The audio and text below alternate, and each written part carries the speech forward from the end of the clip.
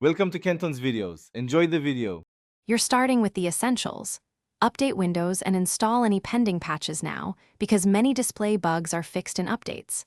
Once done, open Device Manager and note the display adapter name and driver date so you know what to replace. Make sure to quit or disable third-party screen tools, brightness managers, overlays, or gadget apps because they often conflict. Reboot after updates. This clears temporary driver states and gives you a clean baseline to continue diagnosing the flicker. Now focus on drivers which cause most flicker. You'll uninstall the display driver from Device Manager, select Uninstall Device, and decide whether to delete driver software. Keep it if you plan to roll back. Next, download the exact latest driver from your GPU maker, Intel, NVIDIA, or AMD, so you avoid generic versions.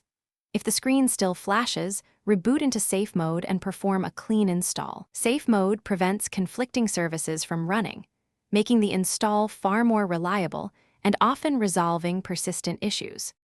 Finish by tuning display settings. Open Settings, go to System Display, and try a lower refresh rate or different resolution because incompatible rates can flicker.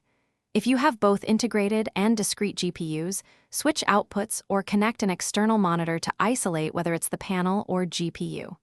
Once adjusted, test several minutes under normal use. If flicker continues, restore Windows to a prior restore point or contact the device maker. Have driver logs and screenshots ready to accelerate. Thanks for watching. Consider subscribing if we helped you.